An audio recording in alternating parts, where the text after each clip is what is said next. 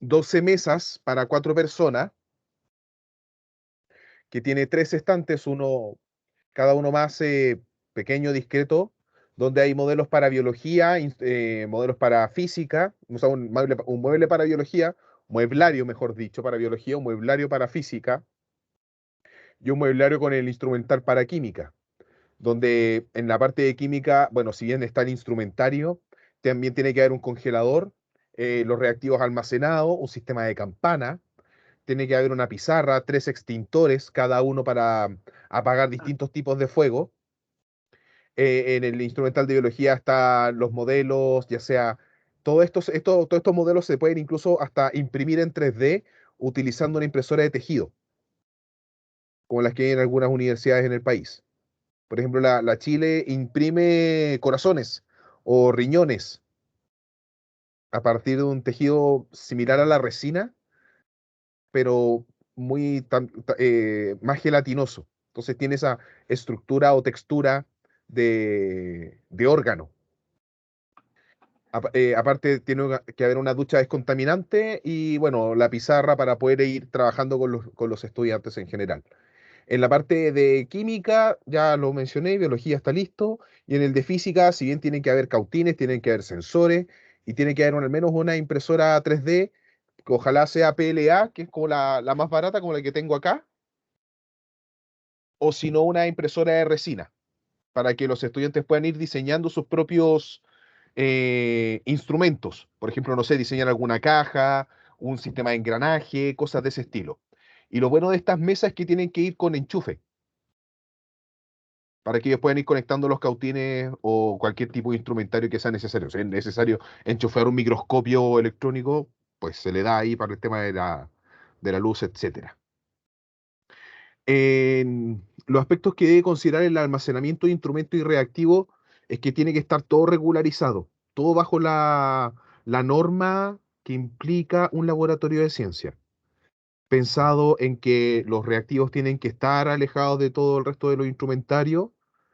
Tiene que haber un sistema de apagado de incendio cercano. ¿Y qué más sería? Eh, sí, y cerca de un sistema de deposición, o sea, donde poder arrojar si es que algo queda descompuesto para que pueda ser después, digamos, ir a la basura, pero bajo las normas legales que eso conlleva. Sebastián, Ya. Sebastián, ¿Cuál, las preguntas, ¿dónde están? Es que no tengo acceso al chat. Profe, ¿podría compartir un poco las preguntas? Por favor, que no estar en el los WhatsApp. tengo. Ah, ya, la Pregunta. voy a ver en el WhatsApp. Yo se las Eh, mandé, pero bueno, deja buscarla. no, no, sí, voy a meterme acá al WhatsApp, profesor. Perdón. Ahí está. Bueno, bueno, con respecto a las preguntas que están directamente relacionadas con la parte de seguridad y con la abertura, obviamente que trabajar en un laboratorio requiere su forma de trabajo más o menos estricta para evitar ciertas problemáticas a nivel de seguridad. Nosotros tomamos, obviamente, nombramos como las más comunes, que de alguna otra forma tenemos que trabajar, que por ejemplo, en primera instancia ocupar delantal, que es muy común para no mancharse la ropa en caso de ocupar cualquier sustancia que pueda afectar o correr de alguna otra forma nuestra ropa. Ocupar el pelo tomado, ya también deben estar presentes duchas descontaminantes en caso de usar algún ácido o alguna sustancia peligrosa, extintores y obviamente la precaución que debe haber con las tomas de corriente. Mantener lugares despejados, limpios y ordenados. Ya siempre yo creo que en un laboratorio, a pesar de que siempre tiene que haber un trabajo más o menos ordenado, metódico, ya para poder lograr los objetivos esperados. Y obviamente que siempre tratar de ocupar prendas o ropa que no dificulte el movimiento, ya, de alguna otra forma. Eh, y con respecto a las preguntas que tienen que ver con la abertura de los trabajos del laboratorio, nosotros planteamos dos aristas, ¿ya? Obviamente una que tiene directamente que tienen que ser cerrados, ya que de alguna otra forma el estudiante sigue las instrucciones del docente de forma mecánica al pie de la letra, y obviamente la otra arista abierta, donde el estudiante se le presenta un problema y diseña eh, un montaje que permita resolver el problema. Desde esta perspectiva y la apertura, yo creo que depende netamente de lo que se espera en el laboratorio. Yo creo que hay momentos o experiencias que dependen netamente de, de, de que tienen que ser guiadas por el profesor sí o sí, debido a que se trabajan con ciertas sustancias o con ciertos químicos o ciertos artefactos que de alguna manera tienen que tener cierta precaución. Entonces, yo creo que depende de la actividad o del proceso de enseñanza-aprendizaje que se quiere realizar con el estudiante, qué tipo de arista o qué nivel de abertura se dan los trabajos de laboratorio. ¿Ya? Eso como propuesta o como en conclusión llegamos con nuestro grupo. No sé si alguno de mis compañeros quiere complementar algo.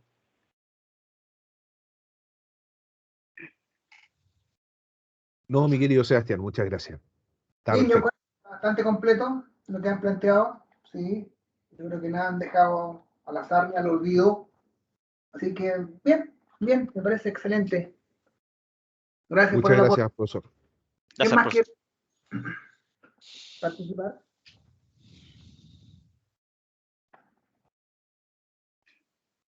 ¿Quién más quiere proponer lo que hizo o exponer? Yo, profe. ¿Vale? Chamo. Ya. Le voy a compartir una presentación. ¿Trabajaste sola, Kelly? Sí, trabajé sola. Le voy a sacar su... Dale, dale. Eso, Aquí ya, ahí sí. ya. Bien, en cuanto a los requerimientos básicos de un laboratorio,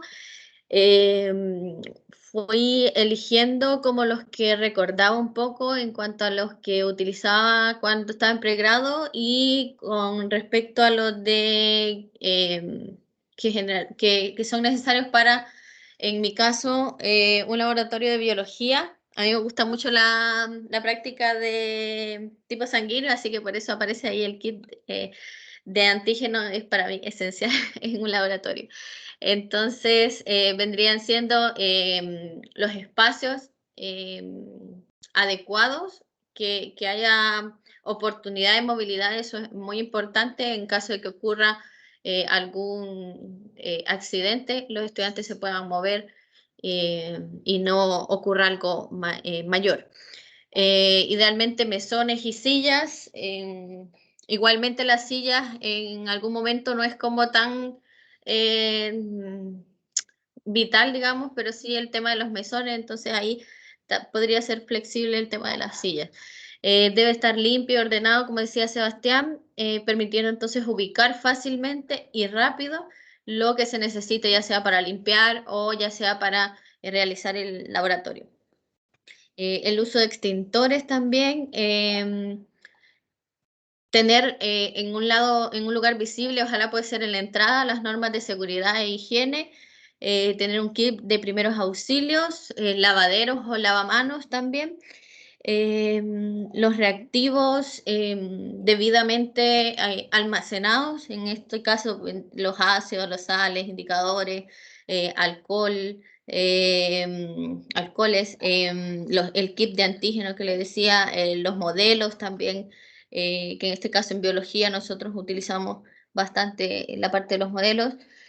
Agua destilada le llaman allá, no sé si acá se llamará igual. Y la refrigeración. Perfecto. No me dio tiempo de hacer un dibujo, así que traté de encontrar las mejores imágenes posibles para más o menos ahí estructurar algo. Entonces, yo siento que es necesario tener una pizarra porque quizá en el momento en que los estudiantes están realizando el laboratorio hay algo que todavía no comprendieron, algunos, y pasa muchas veces, no leyeron la guía, entonces también es necesario antes del laboratorio, a veces durante el laboratorio, ir explicando algunas cositas o rescatando también los datos que se van obteniendo. Entonces es importante una pizarra. Quizá no como la que aparece en la fotografía, pero una pizarra en laboratorio. En algunos laboratorios hay mesas y sillas como las que se utilizan en clase y también tienen el espacio que se observa a la derecha, que son los mesones ya para trabajar. Ideal que fuese eso, pero si no, entonces estaría bien con la pizarra y estos mesones de trabajo un poquito más lejos. con sus respectivos lavamanos para ir limpiando todo material que se está utilizando. Ventanas, ojalá grandes como las que aparecen en la fotografía para la buena ventilación y iluminación. Por supuesto, los estudiantes no pueden faltar. Abajo tenemos algunas reglas que ojalá estén en la entrada de, no sé, como por ejemplo a la parte de la pizarra, cercano a la puerta, puede ser también, cosa de que cuando ellos entren lo puedan ver también. Bueno, ahí aparece el extintor y la ducha. Y el otro que aparece al lado es los muebles de almacenamiento que estén debidamente rotulados también.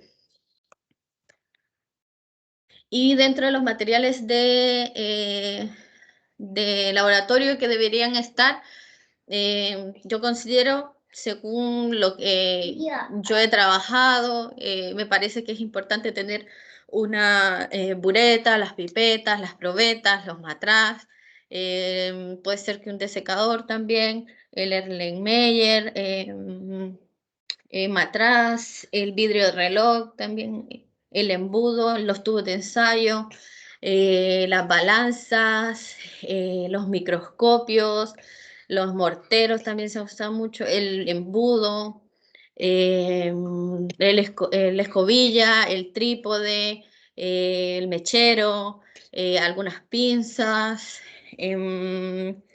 algunas espátulas también, las gradillas también, la rejilla, y más o menos esas cosas son necesarias.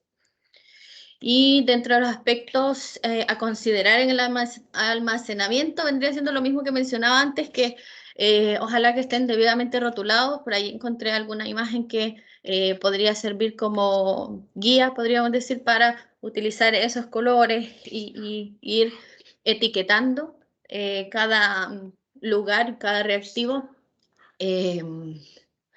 Revisar periódicamente los frascos o recipientes para ver que estén en buen estado, que no estén rotos, que, no sé, el tapón cierre bien y así poder tener bien almacenado cada reactivo. Almacenar por separado según tipo de reactivo, tóxicos, inflamables, etc. Por eso ahí en la fotografía los diferentes muebles.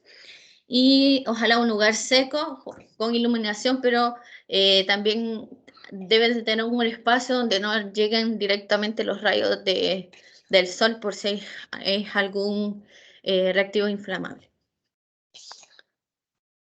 Y las normas de seguridad, así como las más relevantes, las que pude rescatar, sería no consumir alimentos ni sustancias que se encuentren en el laboratorio, espacios libres de obstáculos, uso y manipulación adecuada de sustancias e instrumentos de laboratorio, el uso de elementos de protección, gabachas se llaman allá, acá el Seba dijo la palabra, pero ya se me olvidó, lentes de protección también, ¿cómo?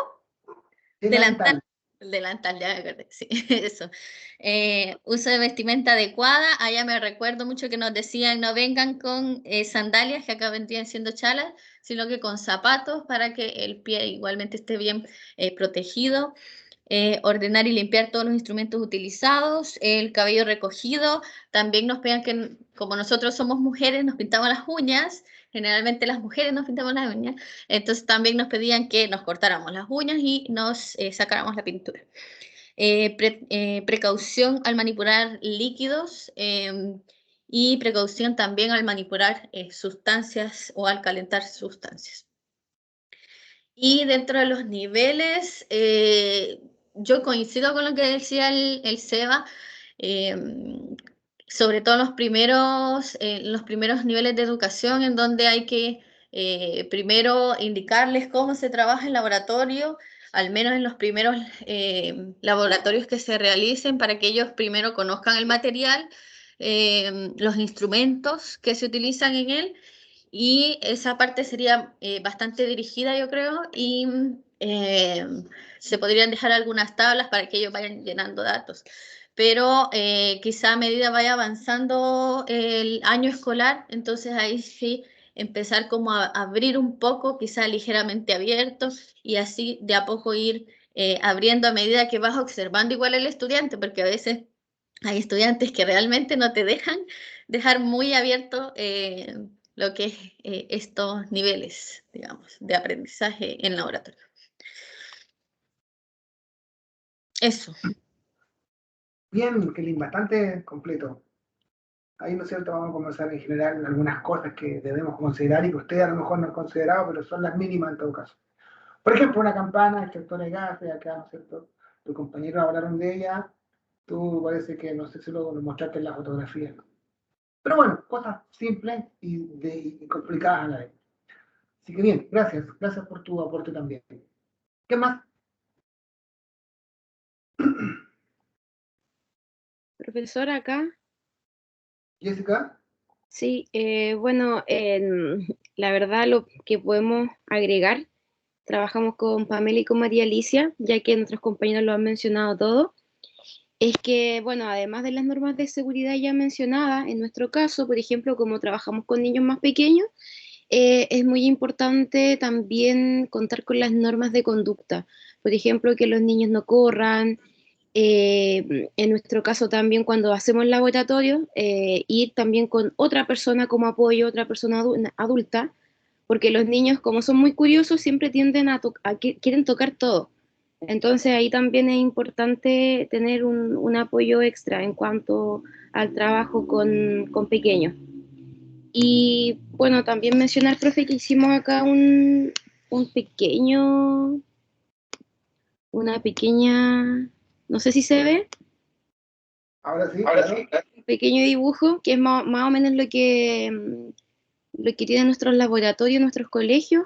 Acá, como se pueden dar cuenta, está el ingreso.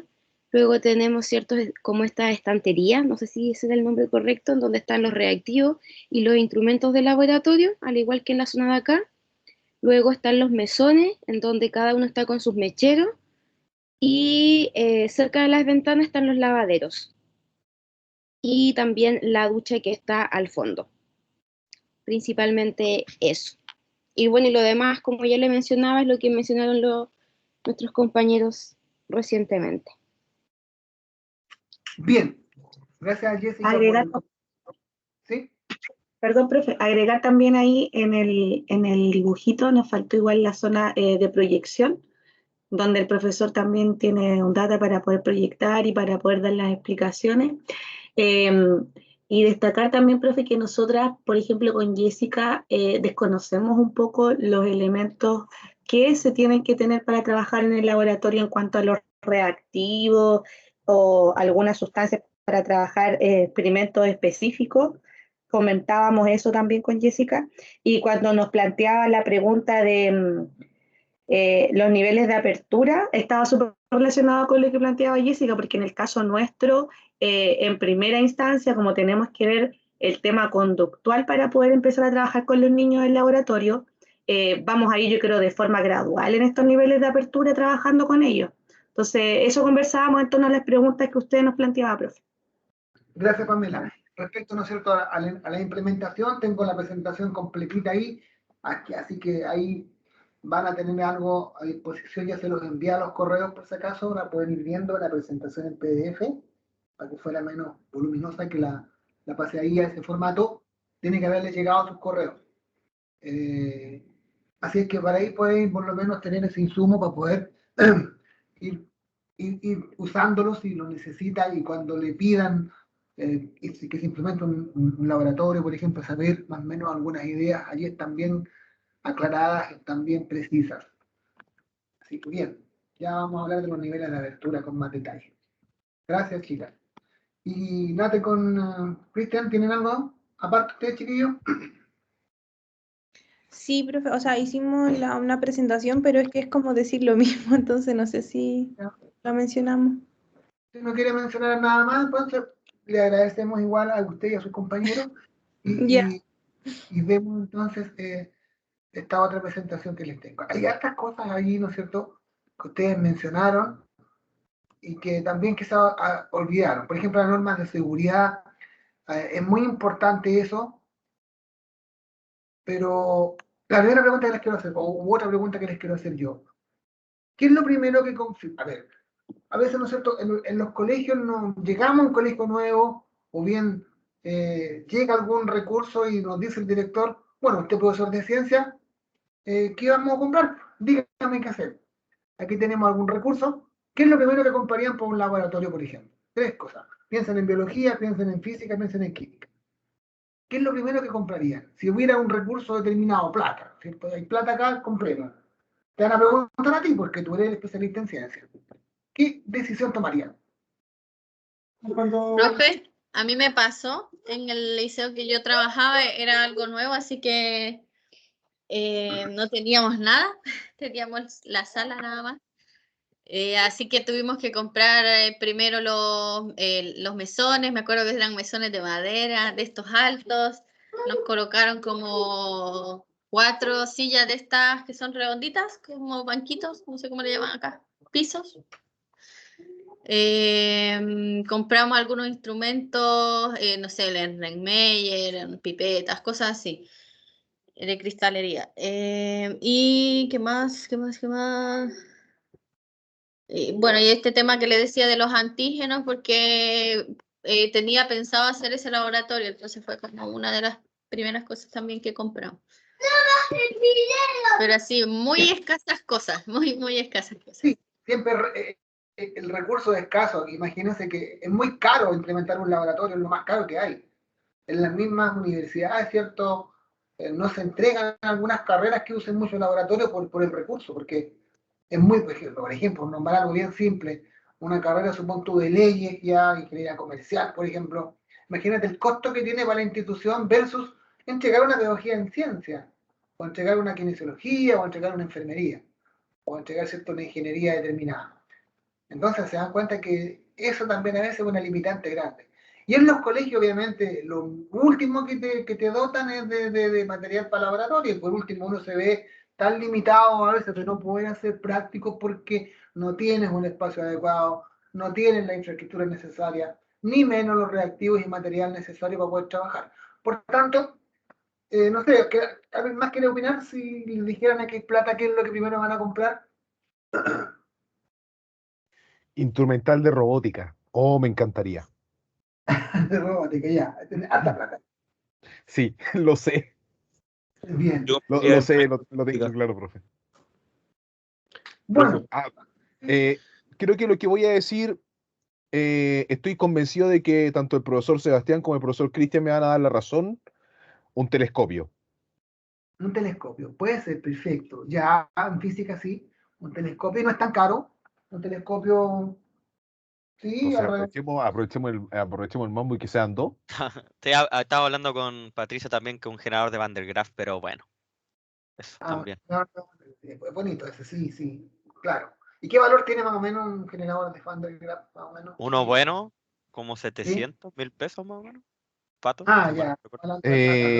Ronda entre los 400.000 pesos, uno de 180 voltios, y el más caro hasta el momento es de 790.000 pesos, que funciona a 420 voltios.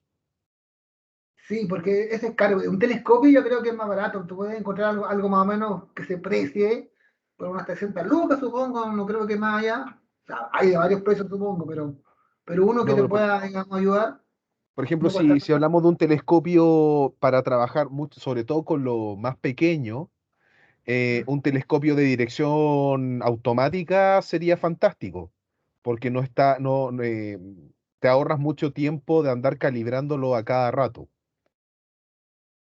¿Y cuánto vale más o menos? ¿Sabes el precio? Sí, sí, lo sé. Y esto no va a gustar. 1.400.000. Ah, ya. Nosotros el año pasado estuvimos cotizando para unos colegios que nosotros asistíamos, para posibilidades de regalo, y nos entregaban entre 150 y 300.000 pesos. Algunos, bueno, yo no, especificaciones técnicas desconozco. Ahí el profesor Olivares más o menos decía, ¿no es cierto? Ustedes ubican más Sí, o pero menos. por 300.000 pesos hay uno bueno igual. Sí, por eso te decía, con un 300 Sí, lucas decía confirmo. uno puede salvar un poco. Bueno, ya, lo que yo les quería decir, ¿cierto? Por ejemplo, en un laboratorio necesitaríamos, imagínense, esto es la universidad, ¿cierto? Esta fotografía de la universidad, este tipo de microscopio. O sea, un microscopio para la biología es vital, a mi gusto. Pero tienes que pensar que uno de estos, el valor que tiene, estamos hablando de un par de millones por lo menos, yo creo, de este tipo de microscopio. Y en un colegio nunca, o muy rara vez, te van a destinar 2 millones para ese instrumento, ¿cierto? Ahora, hay algunos de juguete, ustedes saben, más baratos también, pero sería ideal. Ahora, hay unas opciones ahora. Tienes un microscopio que lo puedes proyectar a una pantalla probablemente, ahí puede ser un juego más fácil. Pero en química, y tanto para física, yo por ejemplo lo que compraría y siempre sugiero una balanza. Con una balanza hacen bastantes cosas, hacen bastantes maravillas. Claro, las balanzas no son tan caras, ¿cierto? Hay balanzas también de varias marcas, de varias capacidades, pero lo ideal ahí, cuando tengas que decidir por una balanza, tienes que decidir una balanza que te dé una aproximación de 0,01, de 2 decimales, para que pueda discriminar, por ejemplo, supón tú entre 20,1 y 20,2 gramos.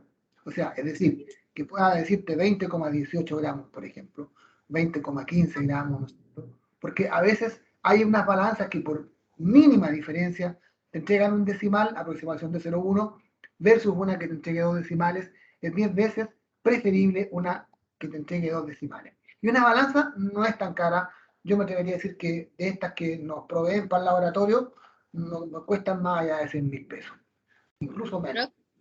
¿Sí? A mí me regalaron uno para el Día del Niño. Microscopio. ¿Ves? Sí, de Claro. esos que dice usted tiene hasta 900X. 900X. Vale como 30, 40 lucas. Exactamente, pero con eso tú para hacer docencia, no sé, yo creo que no es recomendable. Es para la casa, a lo mejor para poder... Pero Sí. este tipo de microscopios que son los ideales, ¿cierto? Bueno, y para que te vayas a tener como en un laboratorio universitario, uno para cada uno o uno para dos estudiantes, bueno, es un sueño realmente. Pero Igual bien. se ve algo con ese, porque, por ejemplo, el otro día mi pareja se cortó la mano y le dije yo, ¡ay, dame tu sangre, en vez de curarlo! Y ahí aproveché a ver, para ver qué tan bien se veía. Y claro, no se ve así como excelente, pero se logra ver más o menos en un microscopio de laboratorio, creo que como un 10X tal vez, 4X, Ya, 10, perfecto. por ahí. Claro, como te digo, lo ideal es este otro tipo. Pero bueno, ya tendrán la posibilidad de más en cualquiera de esos colegios, tiene que haber un laboratorio implementado. Pero veamos rápidamente qué nos dicen los entendidos, ¿no es cierto? Es una ciencia eminentemente práctica. Acuérdense, ¿no es cierto?, esto que el deseo, y nosotros tenemos harto que decir aquí, porque hemos visto, hecho pesquisas, por ejemplo, en seminarios, en investigaciones mínimas, sobre la viabilidad que tienen los profesores de ciencia en los colegios de la región, de la comuna, de llevar a cabo los prácticos propuestos o los trabajos prácticos propuestos en los libros de texto. Y nos hemos dado cuenta, tenemos un trabajo bien cercano que hace poco lo hicimos, y nos hemos dado cuenta que hay muchas razones que dan los profesores para no realizar laboratorios y trabajos prácticos, que van desde la implementación de la infraestructura, del número de estudiantes, ¿no es cierto?, del tiempo que disponen, hasta la escasez absoluta de recursos o de infraestructura. Entonces, bueno, por eso, como digo, es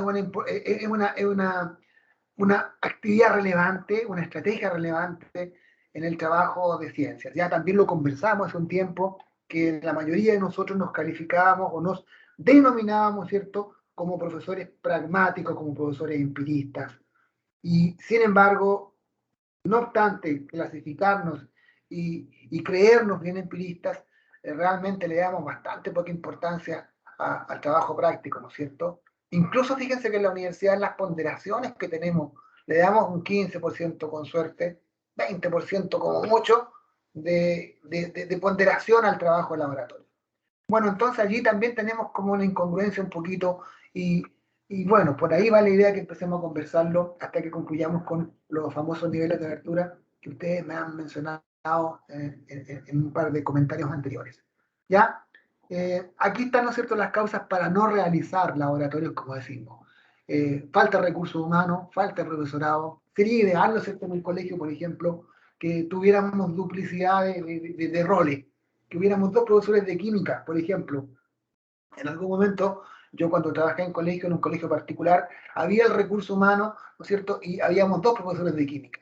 Y recuerdo que nos dividíamos los cursos, la mitad trabajaba en teoría y la otra mitad se iba al laboratorio y después, ¿cierto? Invertíamos los papeles de tal forma que teníamos esa posibilidad que generalmente se ve en las instituciones, es decir, en las universidades, donde te dedican tiempo, te dedican recursos, te dedican material, ¿no es cierto? Y te dedican recursos humanos para poder hacer los cursos prácticos. Pero en los colegios eso es imposible, porque la idea, ¿cierto?, es tener un profesor para que haga la química, la física, la biología y el laboratorio de las 3 también asignaturas por el mismo precio. Ustedes saben cómo es la cuestión mejor que yo, ¿no es cierto? Pero bien, hay escasez de material de reactivos, también eso es clarísimo, ¿ya? Excesiva extensión de los programas de contenidos, claro, la teoría, ¿cierto?, se nos obliga a la teoría y no le damos tiempo a la parte práctica, ¿ya? La otra concepción, ¿cierto?, tradicional del conductismo, de entregar la teoría y sin la praxis, ¿no es cierto? Dependencia del profesorado respecto a los libros de texto. Los libros de texto, ¿cierto?, son como a veces en algunos casos se ha estudiado, esto no es cuestión que lo diga yo, de que realmente se depende mucho de eso y no se sale más allá de lo que está propuesto en los libros. ¿Qué consecuencias tiene, cierto? Una gran cantidad de estudiantes pasan por la enseñanza media, eso también lo hemos pesquisado nosotros acá, los 4 años sin siquiera haber pisado jamás una aula de laboratorio. Puede que alguno de ustedes se vea reflejado con esto cuando estaba en la enseñanza media, le puede haber ocurrido. El trabajo experimental, ¿cierto? Bueno, el objetivo fundamental no lo vamos a estar discutiendo, sabemos, ¿no es cierto?, lo que significa el comprobar lo que en la teoría decimos.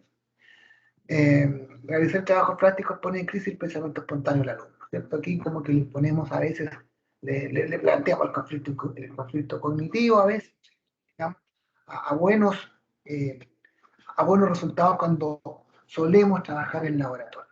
Bueno, el paradigma de la enseñanza tradicional por transmisión, ¿no es cierto? Antiguamente los trabajos prácticos se usaban como medio para adquirir habilidades prácticas para uso y manipulación de aparatos. Y fíjense que todavía seguimos haciendo esto.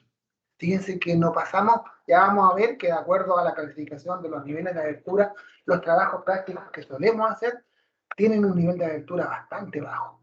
Porque son como, bueno, hay 2 o 3 clasificaciones que vamos a echar una miradita después y nos vamos a dar cuenta que realmente estamos en un nivel bastante bajo, en ese típico, ¿no es cierto?, nivel de abertura cerrado, como decían ustedes, en donde prácticamente el alumno replica una receta que le entregamos. Bueno, eso lo vamos a ver con un poquito más de detalle, si no es ahora, en la próxima sesión. Bueno, el descubrimiento de guiado, eso no lo vamos a estudiar. ¿No es cierto?, la resolución de problemas, la enseñanza basada en problemas.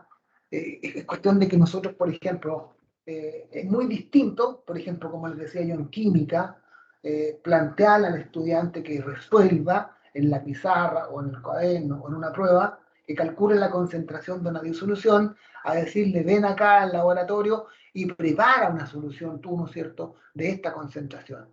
Si lográramos llegar de ese paso al otro, realmente vamos a hacer un aporte y vamos a estar realmente planteando problemas al estudiante. No simple ejercicio, acuérdense que lo hemos conversado también esto, ¿cierto? Y también se podría replicar tanto para la física como para la química, ¿cierto? Y para la biología, obviamente. ¿Cuáles son las instalaciones de un laboratorio en un colegio o liceo, ¿no es cierto? La idea es dotarlo de la mejor manera posible y como les digo, muchas veces somos los responsables de que el diseño del laboratorio quede bajo nuestra responsabilidad, que la compra de materiales reactivos sea nuestra responsabilidad, por lo que deberíamos tener ahí bastante cuidado en tomar decisiones. Yo les descuento, por ejemplo, ese laboratorio, bueno, no lo conocen, algunos quizás lo recordarán, pero el laboratorio de química, el laboratorio de química principal que está en la universidad en este minuto en la Facultad de Ciencias, esa es decisión de 2 o 3 profesores, en los cuales yo me incluyo. Porque claro, aquí no nos preguntaron cuando tuvieron que refaccionarlo a nosotros, ¿ya? Entonces, pueden criticarlo 10.000 veces, obviamente, pero es decisión de uno, y eso nos va a pasar en donde quiera que estemos, en nuestros colegios nos va a pasar, ¿no es cierto? Y por tanto, al momento de decidir, como digo, hay que tener claridad. Bueno, superficie de acceso, ¿cierto? Aquí hay algunas superficies mínimas de 60 metros cuadrados, dicen. para los institutos o para las instituciones de educación superior. Y bueno, los accesos, por ejemplo, mucho se discute hacia dónde deben abrir las puertas, hacia adentro o hacia afuera. Y por una razón de seguridad, todo el mundo entenderá, ¿no es cierto?, que deberán abrir hacia afuera. Esa es la idea, ¿no es cierto? De hecho, en el laboratorio de química, vuelvo a citar ese laboratorio de química que nosotros tenemos, el principal, ese sector donde está nuestra facultad, antiguamente la universidad funcionaba allí, eran dormitorios. Posteriormente fue esto evolucionando y los laboratorios que hay laboratorios de física y de química y biología allí, que son los más antiguos, tenían, me acuerdo, protección en las ventanas con protecciones. Y lo primero que se nos ocurrió a algunos profesores cuando nos preguntaron es sacar las protecciones, por una razón obvia, para poder arrancar cuando fuese necesario. Y en segundo lugar, me acuerdo, ¿no es cierto?, que sugerimos y se construyó rápidamente una puerta de escape que da hacia el patio que, bueno, los que conocen la U, da hacia el casino en este minuto. Y eso se construyó no hace mucho tiempo. Incluso se nos preguntaba para dónde deben abrir las puertas, sobre todo con este problema, ¿cierto? No solamente los sismos, que los sismos a veces no tenéis para qué arrancar, pero sí pasa mucho que nos ha ocurrido que tenemos que evacuar por la fuga de algún gas, por alguna reacción, ¿cierto?, que llena de humo el sector. Entonces, ¿hacia dónde deben abrir las puertas? Hacia afuera. Eso es lo que dicen los entendidos en prevención de riesgo. Bueno, ventilación, disponer de comunicación con el exterior, por eso vienen las ventanas, ¿cierto?, claramente, ya bien iluminado también, y que se puedan abrir con facilidad las ventanas. Y es conveniente, y ahora es casi imprescindible, diría yo, la instalación de una campana extractora de gas, ¿cierto? Y no sirven estas campanas que tenemos en las casas, sino que tienen que ser campanas realmente grandes, ¿cierto? Solamente, incluso me acuerdo yo el año pasado, antes de salir, fue en 2019, uno de los colegas que había recién llegado, me acuerdo que tuvo la mala suerte de trabajar una campana que estaba mal diseñada o estaba en desuso, o mejor dicho, tenía el cañón hacia adentro. Hizo trabajar a los estudiantes. La campana, me acuerdo que tuvimos que evacuar el sector, pero rápidamente, porque poco nos faltó para poder haber lamentado un accidente mucho más grave. Incluso eso de la revisión también nos compete a nosotros. Fíjense que, por ejemplo, los arranques de corriente eléctrica, los arranques de gas, debemos estar nosotros siempre atentos e instruir a los estudiantes que siempre, ¿no es cierto?, deben tener los pasos de gas cerrados, por ejemplo. Y para eso hay una cuestión estandarizada, ¿no es cierto?, cuando está puesta en cruz, digamos, la llave, son todas, ¿no es cierto?, estandarizadas esas llaves de extracción de gas. Y bueno, todo tipo de cosas hay que ir instruyendo al estudiante cuando lo hacemos ingresar al laboratorio. Iluminación, obviamente adecuada, ¿no es cierto?, dispuesta de manera conveniente, que no moleste la visual, qué sé yo. Luz natural, luz artificial, obviamente los tubos, ¿cierto? También esto no se ponen así por ponerlo, digamos, siempre hay una intención de quien diseña y de quien construye. ¿Cómo lo hacen? Por alguna razón están puestos los tubos de una forma, ¿cierto? O bien empotrados en el caso de los laboratorios más actuales, ¿ya? Sistemas también necesarios para crecer la sala cuando lo requiere, sobre todo la física. Hay incluso laboratorios de física que son totalmente oscuros por las necesidades de los contenidos que trabajan, ¿cierto? La parte de óptica, por ejemplo.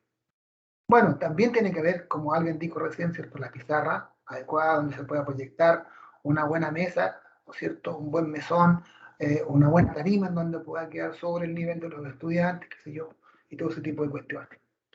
Armarios, mesas y otra superficie de trabajo, ¿no es cierto?, deben ser amplias, lisas y no porosas. Ahora, obviamente, lo más deseable, este laboratorio del cual yo les hablo, ¿no es cierto?, estos mesones antiguamente eran de otro material. Y cuando se reconstruyeron, esto es cerámica, obviamente, que pareciera que es el material más adecuado para poder soportar todo el trajín de los reactivos, ¿no es cierto?, de las sustancias que suelen caer a ácidos, bases, sales, etcétera, ¿no es cierto?, alcohol, etcétera, etcétera. De fácil limpieza, resistente. Es conveniente que poseen un laboratorio, ¿cierto? Un lavatorio, quiero decir, ya, conexiones eléctricas y de gas. ¿Dónde van las conexiones eléctricas? Generalmente, en estos casos, van por debajo, ¿cierto? Van por debajo Y también ahí tienen que tener a buen recaudo y siempre estarlas pesquisando, estarlas revisando. Los armarios, ¿cierto? En un número suficiente para almacenar los instrumentos. Lo ideal y las exigencias, por ejemplo, de prevención en las instituciones superiores ya, es que debe estar una bodega de reactivos químicos aislada del total. En los colegios tenemos los armarios y ahí metemos todo. Pero bueno, eso también es importante, ¿no es cierto? Que siempre el profesor esté atento y pesquisando eso, porque dentro de un colegio, los que estamos más cercanos y sabemos más cuáles son los riesgos que esto implica somos nosotros. Por tanto, los principales responsables de que se mantenga, ¿no es cierto?, la cautela, que se mantenga el cuidado, somos los profesores de ciencia. Y claro, y cada vez que pase algo, ¿a quién van a responsabilizar? Es a nosotros. Por tanto, allí hay que tener mucho cuidado sobre todo con los ácidos concentrados, por ejemplo. ¿Dónde los dejamos? No es conveniente dejarlos en los mismos sectores donde están los estudiantes. No es conveniente por razones muy obvias, ¿no es cierto? Los desagües también son importantes, ¿ya?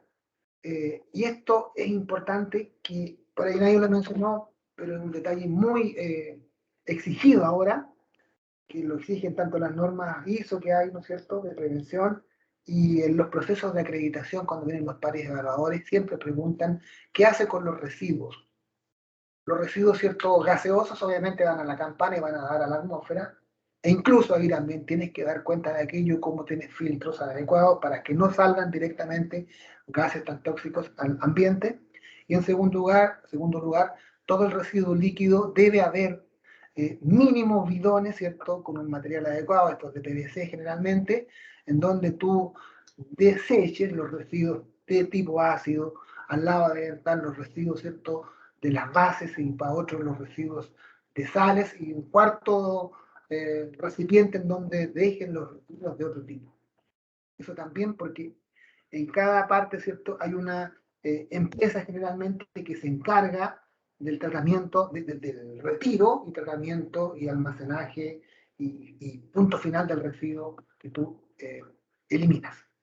Entonces, esto de estar eliminando los restos por el desagüe ya no se ve, no se hace y no se permite, y allí queda el responsable, el profesor o profesora de ciencias, ¿no es cierto?, de que eso funcione.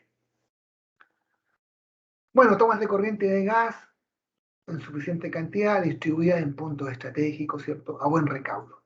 Y como les dije, ¿no es cierto?, sobre todo las instalaciones de gases tienen que necesariamente cumplir con ciertas medidas y siempre siendo pesquisadas, ¿ya?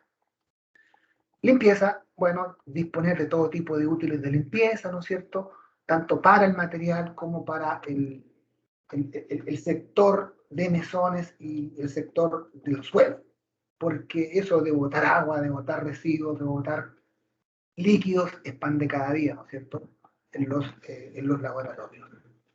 Medios de seguridad en caso de peligro, bueno, alguien bien mencionó, un kit de primero auxilio es fundamental, ¿cierto?, que tengan lo mínimo y lo necesario para eso. También esto es pesquisado siempre por los pares evaluadores cuando vienen a las carreras, ¿ya? Los extintores, esa cuestión debe ser todo el tiempo pesquisada, en el sentido de que debe estar recargado una vez al año como mínimo, con la fecha de recarga a la vista también es exigible aquello. O sea, eso ya no está nada al azar, todo esto es una obligación, ¿no es cierto? Y hay gente que debe velar y debe responder por eso. En el caso Profesor, nuestro, disculpe, ¿sí? con respecto al manejo de extintores, no sé si pasa en todos los lugares, pero por ejemplo en la universidad, se hace como por ejemplo una capacitación a todas las personas que trabajan en el laboratorio dentro de lo que es el manejo de extintores. Mira, yo he visto que llegan, por ejemplo, los bomberos a hacer eso. Eso han llegado en Claro. algún momento y cada uno de los profesores debería por lo menos saber utilizarlo. Se nos exige que lo sepamos utilizar. Y en más de alguna ocasión yo, por ejemplo, me he tomado, ¿no es cierto?, el extintor y lo he probado para verlo y mostrar a los alumnos qué hay que hacer en caso de. Eso es muy Sí, importante.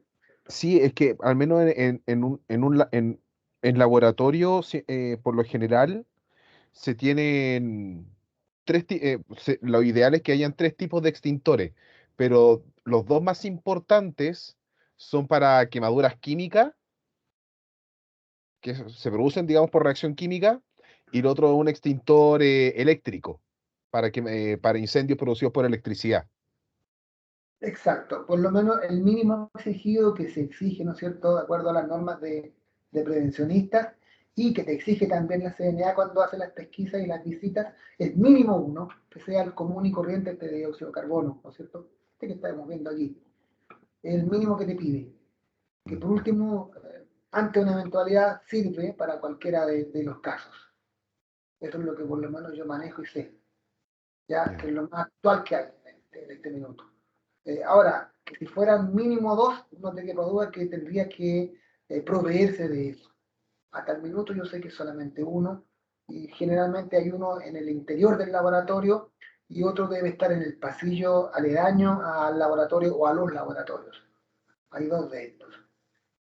Eso es lo que por lo menos yo manejo.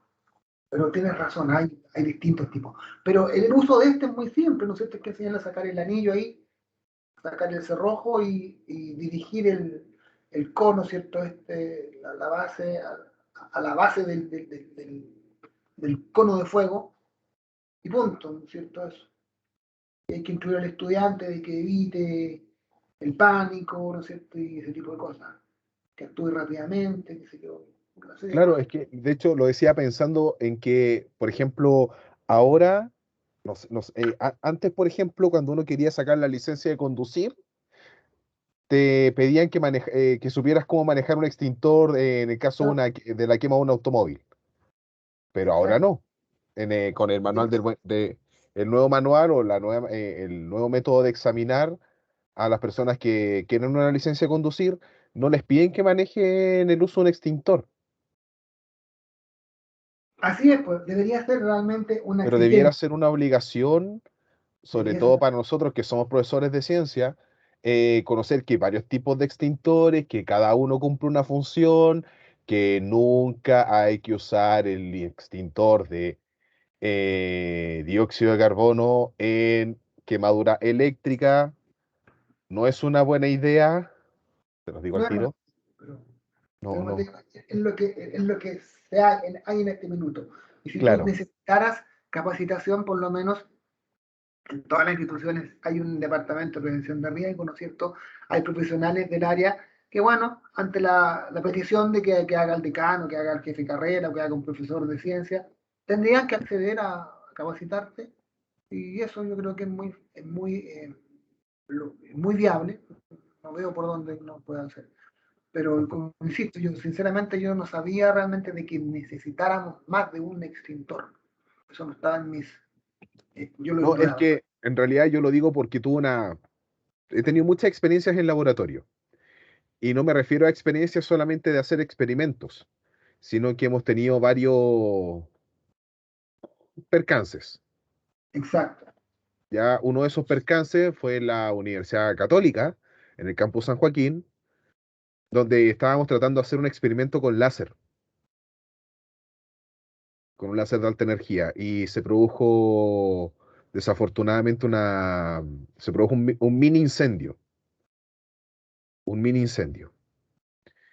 Y uno de mis compañeros creyó que cualquier extintor servía en ese momento, y no fue así.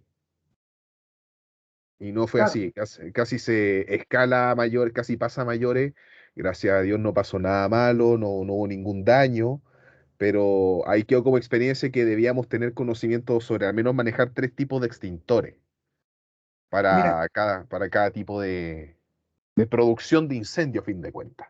bueno, te agradezco el aviso porque voy a averiguarlo bien porque estamos justamente en proceso de autoevaluación y de acreditación y de demo. Nos van a preguntar qué pasa con los laboratorios, así que ahí voy a preguntar al jefe de calidad, ¿no es cierto?, que consulte al prevencionista qué pasa con eso. Así que bien Gracias, por profe. ese. No, sí, Gracias. es que más que nada no me gustaría que esas cosas se volvieran a repetir. Ya, ya no, por favor, no es algo grato. Obviamente. Bueno, esto, ¿no es cierto?, dentro de las medidas de seguridad, las pilas lavaojos no siempre están en los laboratorios, pero son unos kits bastante baratos que están aquí, ¿no es cierto? Basta tomar esto y acercárselo, tienen como un dispositivo que calza en los ojos, ¿cierto? O bien tú puedes agacharte dentro del mismo al lado de la ducha, ¿no es cierto? De disparo rápido.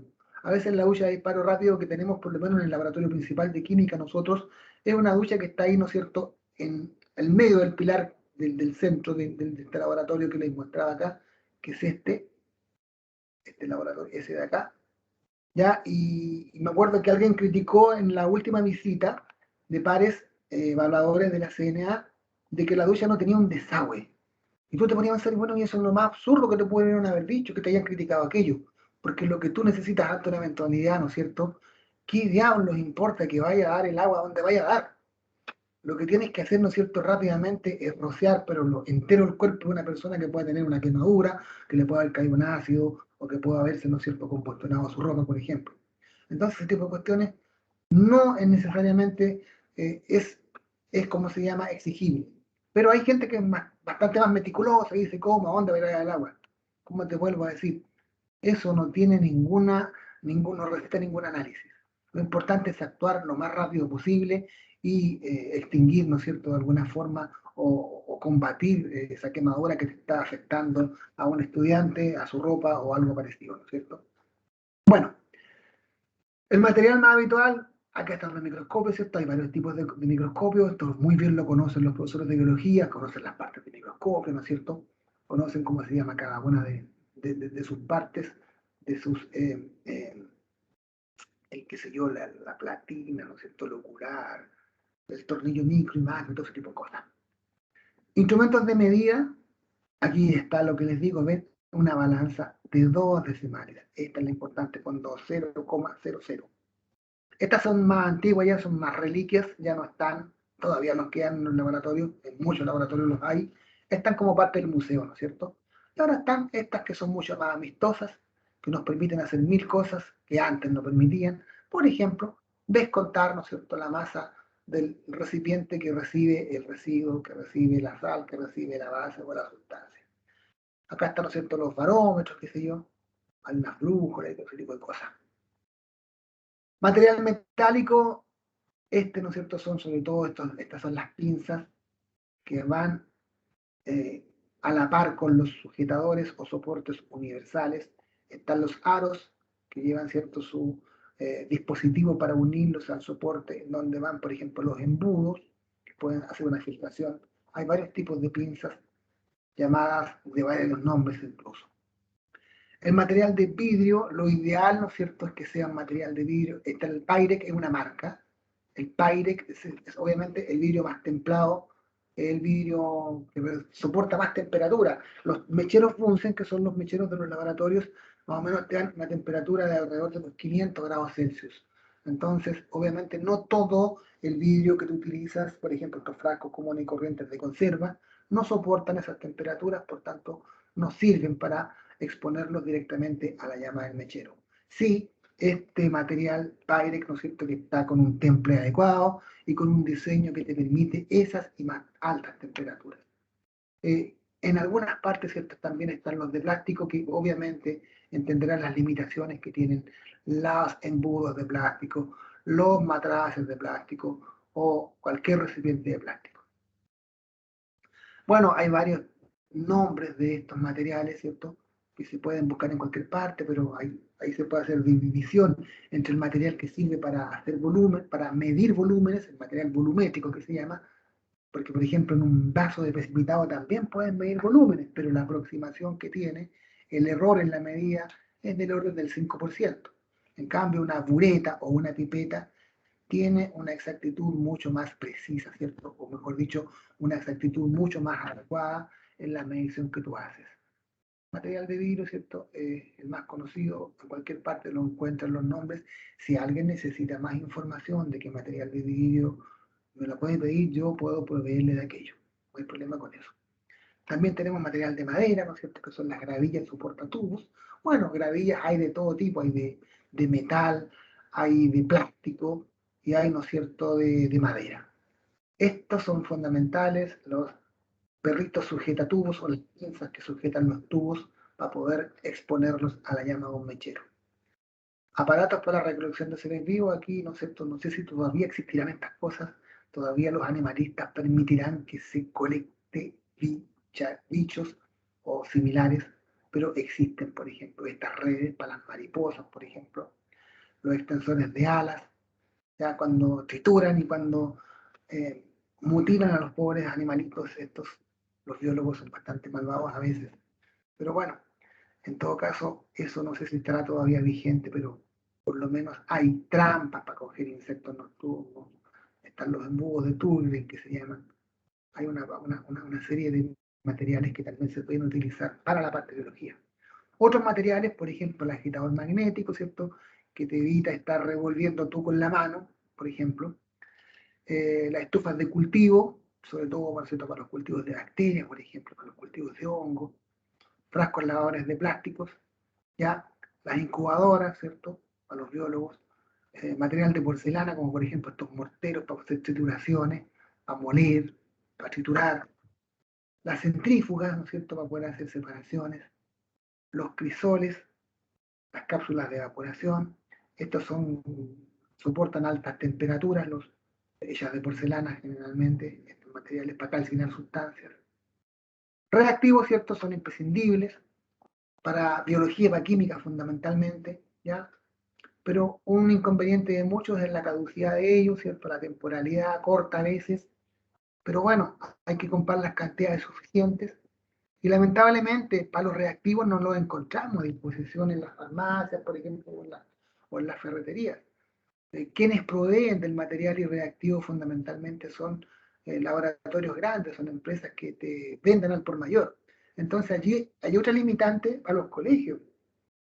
Para los colegios, ¿cierto? A veces no pueden comprar bastante material, entonces, o bastante reactivo. Por esa razón, también es una limitante a considerar. Y esto no lo venden, como digo, muy rara vez puedes encontrar hidróxido de sodio para análisis, como estos que vienen acá. Sí, vaya a una ferretería, te compras al tipo soda cáustica, te va a vender, pero es bastante impura respecto a la que se utiliza, que es más deseable por un laboratorio. Igual pasaría con los ácidos, con los alcoholes y con otros líquidos o sustancias similares. Ven, ácido acético, que es el ácido del vinagre, el sulfúrico, clorhídrico. Falta acá el nítrico, faltaría fundamentalmente, diría yo. Disolventes orgánicos serían necesarias la acetona. El etanol no es tan buen disolvente, sino que se usa para otras reacciones o para otras ciertas actividades.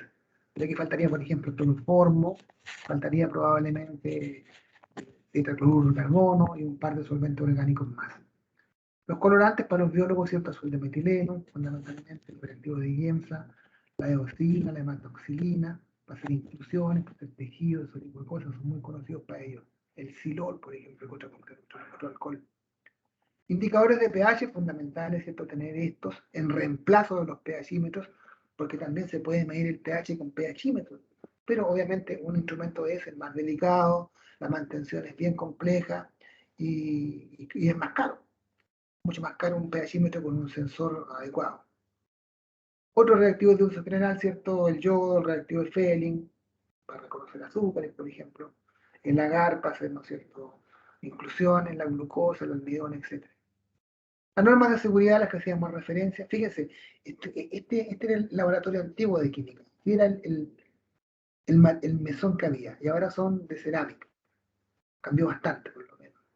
Y el diseño, como le digo, se hiciera nuevamente, mesones nuevos fueron de los profesores que estaban a cargo en el momento y en el espacio adecuado.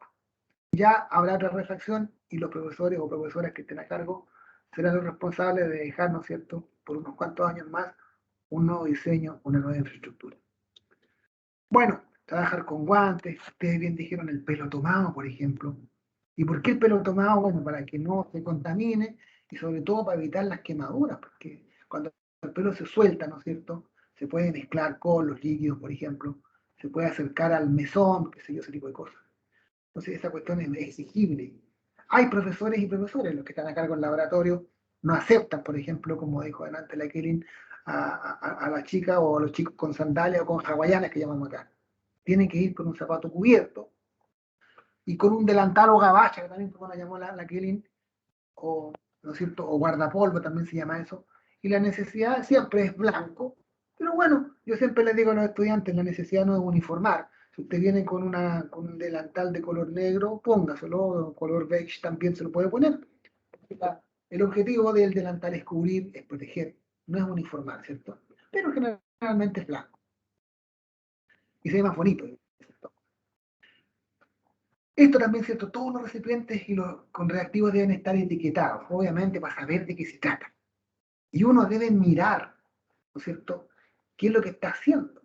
Acuérdense nomás en lo que le pasó a la chica enfermera o niña manipuladora ahí, que le puso una vacuna distinta a una persona porque no se dio cuenta que vacuna estaba usando. Y eso nos pasa generalmente por no leer la etiqueta del frasco, que debe estar correctamente etiquetado, ¿cierto? Y nos induce muchas veces a error. Igual que hay mucha simbología. Fíjense que también ustedes, ¿no es cierto? Bueno, hay pictogramas, que son, por ejemplo, los tipos de compuestos químicos, cómo tratarlos. Hay toda una pictografía que hay, ¿no es cierto? Hay unos afiches bastante grandes que nos dicen cómo tratar los diversos tipos de sustancias y cómo actuar frente a tipos de sustancias. Y eso también debería estar en todos los laboratorios. En todo laboratorio, ya sea de colegio o de liceo o de universidad. Y eso también es labor de alguien de familiarizarse con eso y de transmitir esta capacitación a los estudiantes. Bueno, están de más leer todas las normas de seguridad, el uso de reactivos peligrosos, solamente restringido al profesor. A veces uno permite que el estudiante lo haga, pero a veces se arrepiente también. Nunca calentar productos inflamables directamente a la llama. Fíjense que esto también es un deber del profesor, fíjense. Esto de calentar, muchas veces tenemos que calentar los tubos de ensayo. Y los estudiantes no se dan cuenta hacia dónde dirigen la boca de salida del tubo. Siempre uno les dice, dirija la boca de salida del tubo hacia un lugar que no represente peligro para usted ni para sus compañeros. Casi siempre hacia la pared. Porque uno empieza, ¿cierto?, a flamear esto y está apuntando al cuerpo del compañero o a la compañera.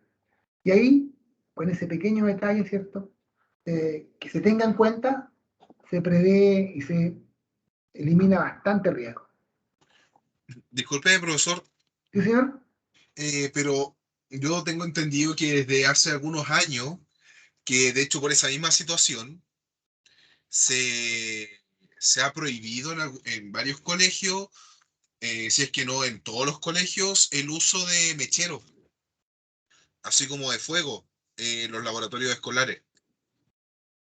No está prohibido, está restringido probablemente, pero ahí recae mucha responsabilidad en el profesor, sinceramente. Y de hecho, ahí, ustedes saben, ¿cierto?, cada vez nos visitan, ahí nos ocurre que hay algún accidente. Yo recuerdo hace 3 o 4 años atrás, en Parral, en un colegio Parral, un problema bien serio con una colega, ¿no es cierto?, que estaba trabajando y tuvo un accidente bien lamentable con sus estudiantes. La hicieron peor a la pobre colega, en todo caso, pero bueno, nadie va a querer, ¿no es cierto?, que pase algo así. Y eso mismo es otra limitante que impide que el profesor, ¿no es cierto?, haga laboratorio, o sea, haga trabajos prácticos, por el riesgo que implica el uso y la manipulación de todo este tipo de cosas. Incluso el vidrio, ¿no es cierto?, el material de vidrio, ¿cuántas veces hay quemaduras, hay cortaduras, hay heridas producto de la manipulación? Entonces, bien complicado. Y otra de las razones que el profesor, ¿no es cierto?, aduce para no hacer laboratorio o trabajos prácticos son las que estamos mencionando, las que tú cuentas, ¿no es cierto?, el riesgo que esto implica. Y en la universidad es bien complicado también esto, que nace el laboratorio. Por tanto, hay algunos colegas que son mucho más rigurosos que otros en el control, ¿no es cierto?, y en la exigencia que hacen.